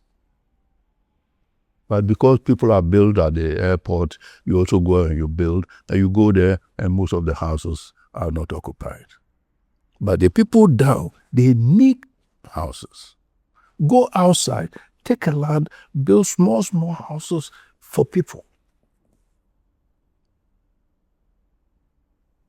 Are you teaching real estate in any of our institutions, Dr. Asamoah? Are you? Nobody has asked you to come in and hold a class and teach? No. Because these are practical lessons from somebody who has done it. But this is another problem I see in Ghana and most in Africa. When you go to the universities, people are doing business administration. And only lecturers with PhD are giving them theoretical lessons. They need to bring people like Despite. Exactly. People like Mr. Sapon and there are some come and share the practical experience of doing business in Ghana. Because doing business in Ghana is not the same as doing business in the USA, doing business in the UK. It's completely different. So if you go to Harvard and they teach you how to do business, they are teaching you how to do business in America, not how to do business in Ghana. I can get a loan for 2% in America to do business. Here, I cannot do that. So the schools have to bring practitioners, practical people. I think so. To talk to the people. Instead of insisting that every lecturer needs to have a PhD. No, we don't need to be lecturers, but we invite them. Yes, just as guest lecturers. Lecturer. You go in to do business, what are the issues, even to get a company registered, to do these things. It's not the same as in other countries. And are you telling me, Dr. Asamoah, that not a single institution has invited you to come and even give a guest lecture in a business class or in a real estate class? No, but it's not the practice here. The practice that you go there and you meet the lecturers, the PhDs and things, and they give you lectures from the books, but not what is happening on the ground. But you are the Academic Union of Oxford, they invited me to give them a lecture there. Of course. Oxford Academic Union. Yeah. That's why they made me an honorary professor. Exactly. I've gone to Sweden to give a lecture there. You know, we don't understand. Or maybe a prophet is not appreciated in his own because when home. you go to Harvard, they bring in people, business people from outside. Exactly. To explain to them. The book is one thing. The practice is different. The practice is different. Completely. Get the student to know the theory and the practice and put it together. That is a problem which I think they need to solve. I have a feeling that soon they'll be calling you to come in and give some real estate lectures they need in to business. Not in real estate, in all aspects. Yeah. You know, in all aspects. It's surprising to me. Practitioners. Surprising. You know, surprising. People who have done this thing over the years. Know what they're doing. What are the programs? You know, the difficulties. Yeah, challenges. The challenges.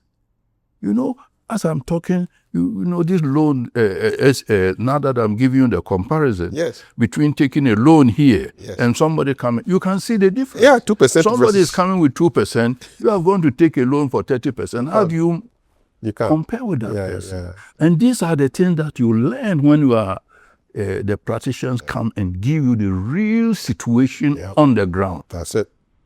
We need to do better, big time. How do you choose a business partner? A business partner? Yes. I haven't chosen any business partner yet. Well, you chose your wife. No. For him, it's a natural partner. It's a natural partner. Even when we are in bed, we are discussing. Good discussions. We are discussing. Yeah. So it's a natural partner. But what I am very happy is the fact that I've been able to bring the children into the business. Because if not, as soon as you die, the business is dead. It's gone. And we see that so everywhere. We do. The founders, they bring the business, they die, the business is gone. So I'm happy that at least the next generation have created it. And I hope they will also create the next generation so that A&C continue to expand. Does it go against, is our culture friendly to family businesses that go beyond the first generation? All these things I think is something you have to plan. It can't just happen. No. So deliberate. Last week I met the CEO of Hyundai. Korea. The guy is 55. He's the CEO, a billionaire. He's took over from his father. His father took it from his father. And he had with him his son, 30 years old, who is learning from him. So this is a meeting happening in Ghana? In Ghana. Which means his son has been shadowing the father? Shadowing the father. Wherever he goes. So you don't wait. I think the mistake we make is that you send the children out. This one is studying here, this one is studying here, they finish there, they stay there, they get married. When you die, they've already settled. Yes. None of my children went to school in Ghana. They all went to school abroad. They went to private schools and things. But I was able to talk to them, discuss with them, and they got it, and one of them came to help, the second one came, and finally the third one came. So it's something you have to discuss. You cannot impose it on them. No. You cannot impose it on them, but it has to be planned. Look at this man going everywhere with his son who is in his 20s. And there are things he will learn that he will not learn in school. That is it. Or in any book. In any book. No. One-on-one. So this is how learn it has to be done. So I think with passage of time, it will come. What do you think is your biggest business mistake? Biggest business mistake? I think for me, the biggest business mistake is trying to be too big from the beginning. Because of the loan facilities here, it's better to start small and grow. Unless you get very good, cheap financing facility. If not, because the interest rates are so high. So if you take too much, you drown yourself. So start small. And gradually it will reach a point you can even be using your own money without taking money from the bank. Yeah. So it's like you have become your own bank. Exactly. Yeah. And that's how you can make it. The government also have to help. A lot also. They have to facilitate. Have to help in growing the business people, Because if you go to a lot of these Asian countries, you go to these Arab countries, no foreigner is allowed to have a majority share in any business. Yes. I think for a long time that was the case in China. Probably I went to Kuwait, Doha, and you all can't, those places you can't have, and it helps. Yeah, that's how the government can help business people. But I think, having said all that, sometimes the governments also have problems in the sense that once you go to IMF to take money, you can't do what you like. They'll tell you what to do. They will tell you what to do. That's it. The only time we can be free to do what we want is not to go to any IMF, rely on ourselves and say, this is what we want to do. Now the government may want to do it, but they cannot do it. It's like how you relied on yourself to get stuff done before you got help later on.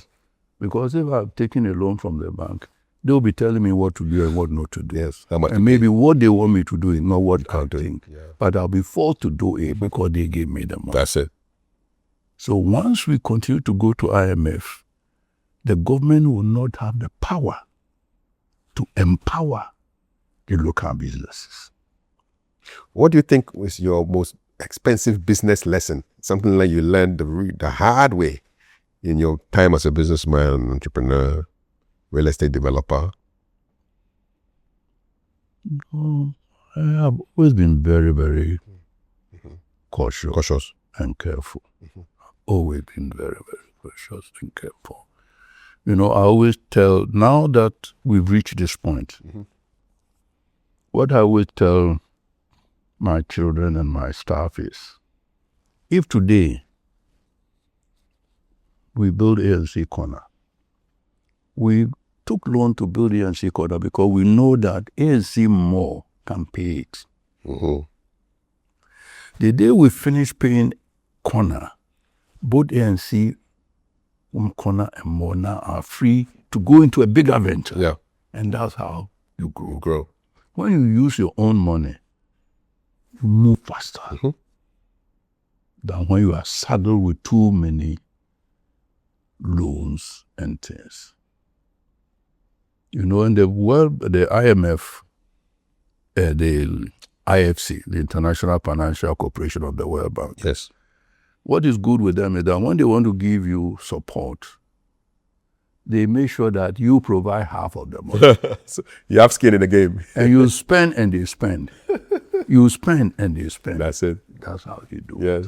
So you have skin in the game. Exactly. Yeah, you can't run away. No. 50% of the thing is yours. It is yours. Yeah. It's a good model. It's very good. It helps you. Let's talk a little bit now about family. When you first became a father, how did that change you?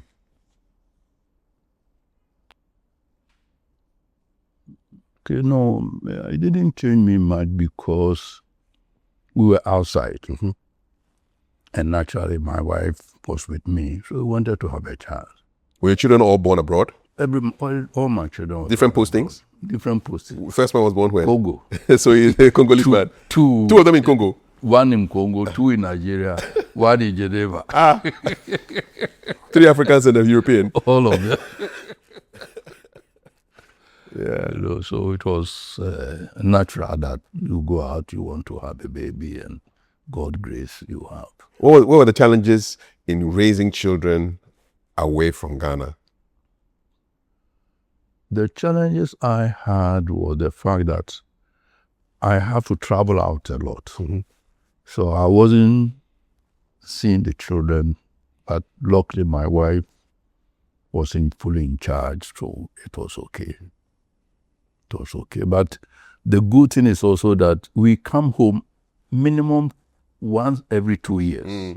So even though the children were not born here, they know Ghana. You were reconnected with Ghana.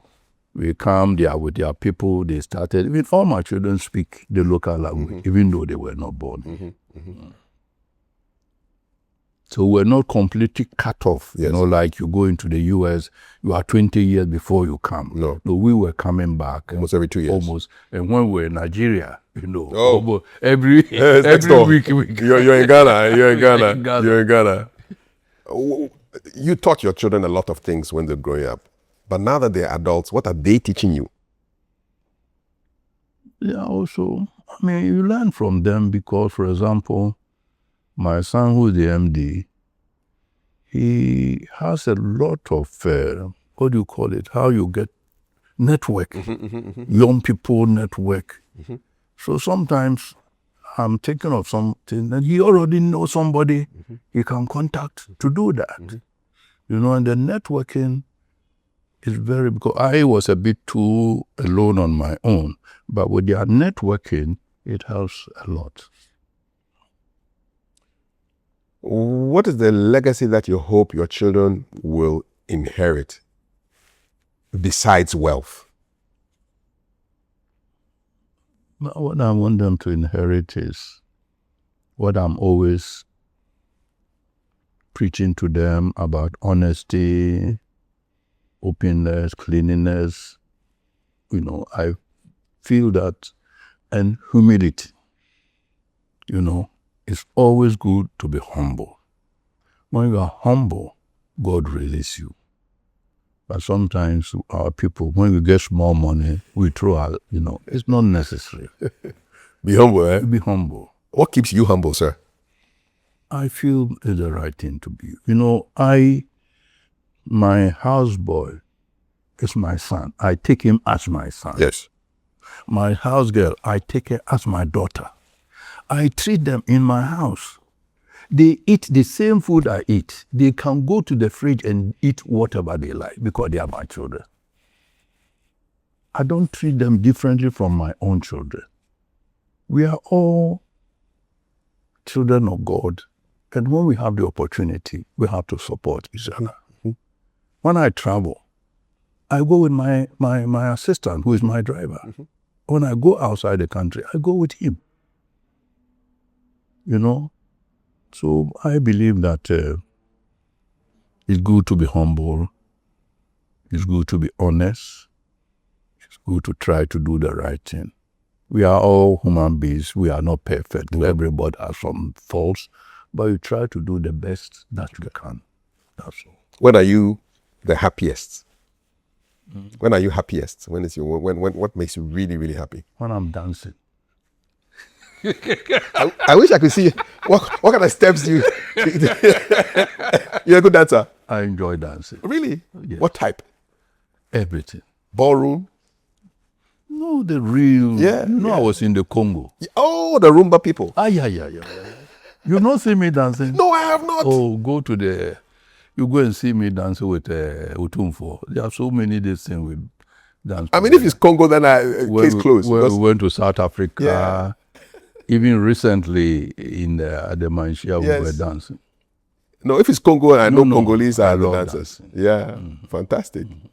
Even from your school days, or from my school days, you were a dancer. Is that the most surprising thing people will know about you, that you are a great dancer? Yes. What else will surprise people about you? That I don't know, but when they see me so calm, they would never expect. I never expected that. Came out from nowhere. I didn't expect it, so you're a great dancer. Is there anything that still frightens you? Frightens me, yeah. Honestly, my philosophy is to try to be happy all the time. I don't let things worry me. I don't look at what others are doing. I know what I want to do, and I follow. I don't allow myself to be annoyed. Mm. I take everything. We are human beings. Yeah. If you get annoyed, it doesn't help you. You have to keep your sanity. You have to be happy all the time, because this world is a short world. Yeah. Very soon we'll all be gone. We're all gone. So why worry yourself for things that you cannot change? You strike me as somebody who you don't express your emotions that often. I mean, you don't get too emotional. Would I be right? We all get emotional, but you have to balance it. Balance it. You have to balance it. I wept when my wife died. Bitterly. Yeah. It's to get over natural expression. Yeah. Are you do you sometimes lie on your bed and think, what if this had happened, or what if this hadn't happened? Are you that kind of person? No. You don't? I'm always positive. My mind is that things will work out. Even something goes wrong, philosophically, I say, look, in this world, you cannot get everything going well for you. Mm-hmm. Some things will go bad. Some things will go on. You just hope that the good will outweigh the bad. But when something goes wrong, then we want to attribute it to people. But when something goes wrong, we don't attribute to anybody. No, it's wrong. You say we're responsible. Oh, this person has done this to... No. The world, you can't have good things all the time. You only pray that the good would outweigh the bad. So when the bad comes, take it in the same way you take the good. That is all. So when you are philosophical about these things, it balances you. You know, something goes wrong, say, okay, no, someday. And you see that immediately with time, things will change. Yes. Because of your outlook. Things will change. Yeah. Yeah. And sometimes you see that what you didn't get, it was better you didn't get it because something better will come after it. Yeah. Yeah. So I always try to be positive in my mind. If something goes wrong, oh, it's unfortunate. Let's move on. Yeah. But I don't dwell on one thing that, oh, this didn't work out, and no. Get depressed. No. It doesn't help you. You said earlier that you planned that at 55 you take early retirement. I'm just curious, what if WHO had offered you another promotion around that time? Would you have taken it? They couldn't offer me any promotion. Or if they had made you said after that level it's political. Yeah. If when you say it's political, what does it mean? You know, there are certain positions like the Secretary General, Okay. Assistant Secretary General, Deputy Secretary General. Those are political. It has to be balanced. Does that mean your country will have to put your name there? Exactly. So maybe you take an Asian for the Secretary General, then you have to balance it. African. So those ones. Okay. But we are career staff. Okay. So you just move. Yeah. You know, the only career staff who got a political decision was Kofi Annan, who became Secretary General. He started like us, you know, from the bottom. Yes. And worked his way to the top. What would Dr. Andrew Asamoah be if money disappeared tomorrow? Money. Yes. How will money disappear? If you lost everything. How can I lose everything? I can't lose everything. Even if I lose the whole mall, I have my pension. I have money I have put on the other side for future. You always have to plan. Always have a backup. You have a backup. If you had to start all over again with no experience, with nothing but just your experience, what would you do? In what sense? If you had to start, say, a business venture, just relying on the experience that you had, how would you go about it? No, it all depends on, you want to start a business, how much capital do you have? How much capital can you raise? What type of business do you want to go in? These are the factors you have to look into. Because if somebody comes to me for advice, I say, what do you want to do? Financially. Your financial strength, which will help in designing something to suit you, and then you grow from there. You can't come and say, look, I have 100,000, but I want to build a block of apartments. It's not going to work. It can't happen. No matter how hard you pray. Go and build 2 small houses somewhere. Sell those 2 small houses. Go to 3 houses. Sell the 3 houses. And gradually, one day, you'll build that block of apartment. Realistically, how much money would one have to invest to build, say, 2 blocks, two bedroom flat or apartment? I know it's a big question because you have to ask where is. That's the person I was going to ask you where, because the 2 bedroom I'll build in Asamoah is different from the 2 bedroom I'll build in East Legon. And the land in East Legon alone may build a house in Asamoah. You said now the land is in the hundreds of thousands of dollars. So if I'm going to spend $200,000 to buy a land here, $200,000 will build me a house in outskirts Accra. So it depends. Depends. So the level of capital you have is important. Is important. And the location is important. We're wrapping up this conversation shortly. So this is like the advice corner. What advice would you give to a young professional similar to where you were when you got your first posting to Congo Brazzaville? What's biggest piece of advice you would give a young professional at that stage of their life? The advice I would give is that one should live within one's means. Whatever you get, try to save something small. Because if you really want to meet all your needs, your salary will not be enough. So you must always try sometime to deprive yourself of certain things and put something on the side. What are some of the things that you deprived yourself of when you were growing up as a young professional? A lot of things. I mean, I was scared even to have a girlfriend because I didn't have money.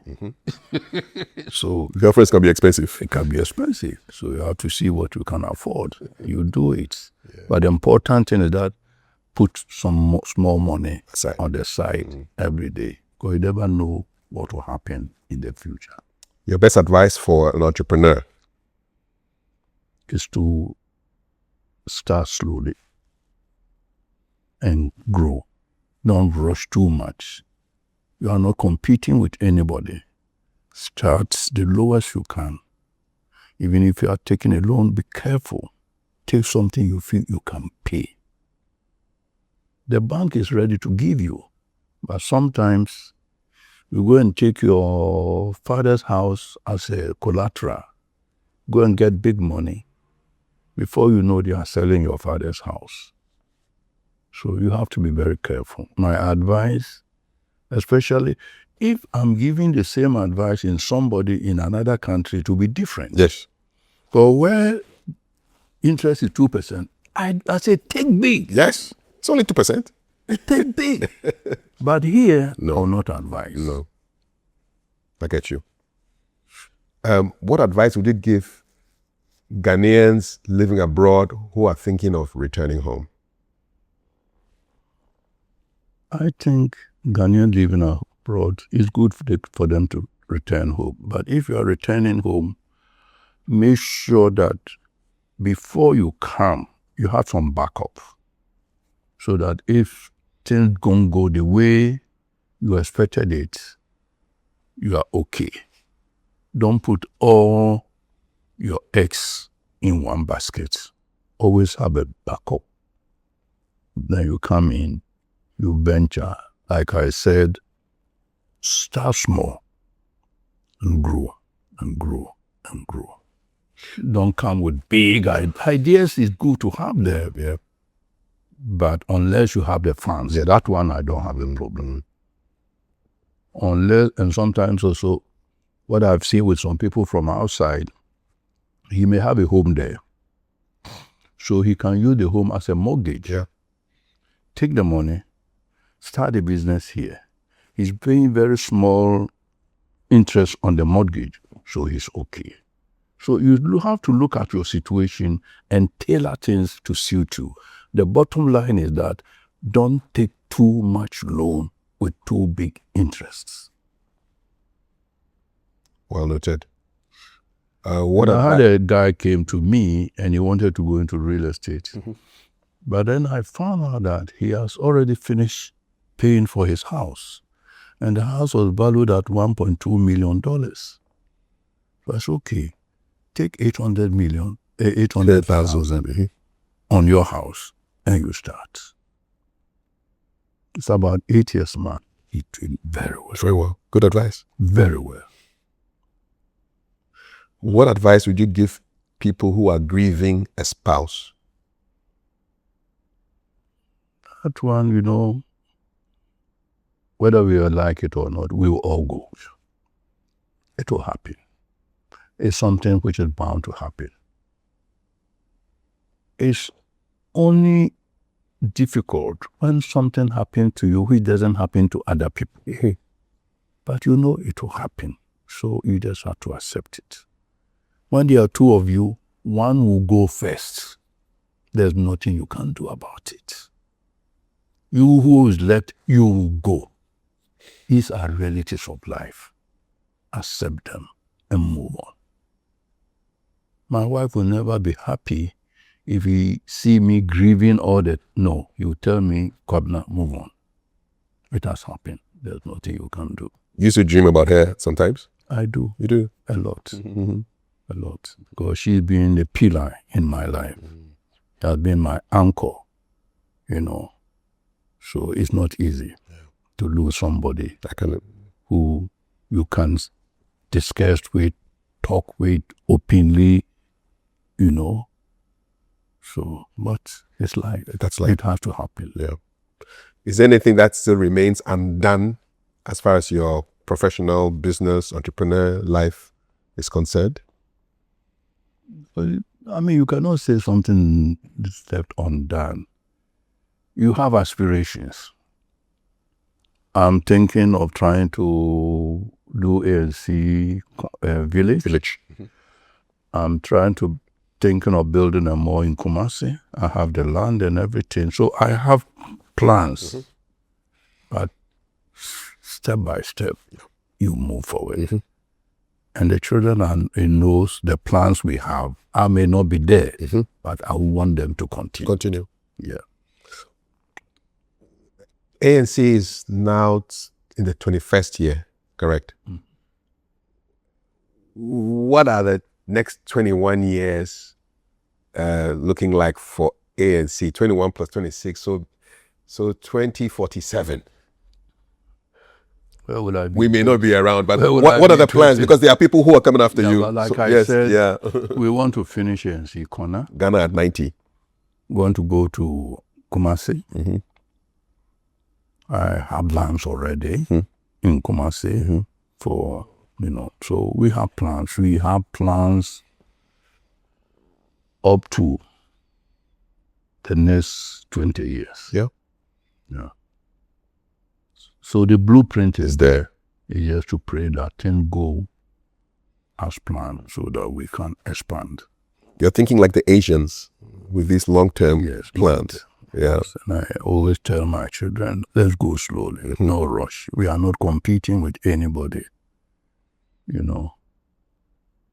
Because I have lands I bought in Kumasi 40 years ago.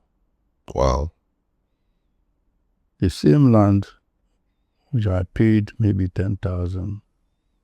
Somebody offered me $1 million. Dollars, not even CDs. Dollars.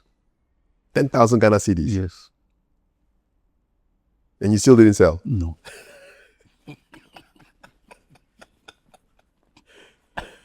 Real estate is indeed the business to do if you have a long-term vision. Yes, it's good. It's good. The only problem with real estate is that it needs capital. Yes. That is the problem. Yes. That is the problem with real estate. We've come to the end of our conversation. I want you to look into the camera, and if there's anything that I haven't asked you, but it's on your heart that you want to say, or something that you want to say that you haven't said before, but you think it will be something that is useful for the viewers of this program, from your experience as an entrepreneur. You've been a very extensive, just say you ask me almost everything. From my dancing to my... We've gone everywhere. But I need to see evidence of that dancing. I have to play some Roomba music for you. For you to dance. You see. Who would you want me to have a conversation that I'm having with you here in the future? If you had the power to recommend a guest for me, who do you think I should be talking to? I'll let you know. You'll let me know. You will say now? No, I'll let you know. I'll look at my friends and I'll see somebody who I feel that he will be. I have a lot of, we have the UN group. Yes. We have a lot of colleagues. Some of them are also in business. Some of them are teaching. Some of them, we'll see. Well, thank you so much. Great. I really appreciate it. So that's my conversation with Dr. Andrew Kwabena Asamoah, founder and executive chairman of A&C Development Company Limited, developer of Ghana's first modern shopping mall, A&C Mall, East Legon. He's a former director at the World Health Organization in Geneva, served 30 years at the WHO. He's a lawyer, former special advisor to the WHO Director General, former chief of personnel, WHO. and built A&C with his wife after returning from Geneva. And if you enjoyed this conversation as much as I have, let's meet in the comments. My name is Kafui Day. Thank you for watching. God bless.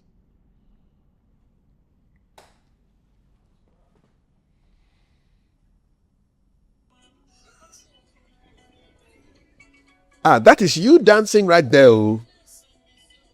That's you in the white.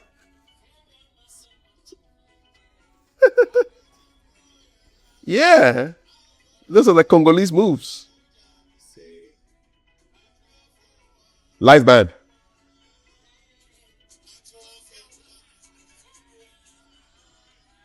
Dr. Asamoah, you're going all the way down like that.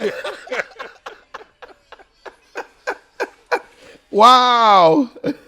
I love it. That's the evidence. Right there. Oh, yes. You are a good dancer. I guess it keeps you fit. It keeps you fit. Yeah. Yes. What's your exercise routine? Do you walk around? Do you swim? What do you do? I swim. Oh, you do? I bicycle. I walk. I have a gym in the house. That's it. You keep fit. You look trim. Were you a sportsman in school? Not really. No. Not really. You look trim. Yes. And anything there you don't eat? I eat once. My main meal is my lunch. That's the meal, main meal. My main meal. Evening, biscuit, that's all. No breakfast? No. Is it by habit or it's intentional?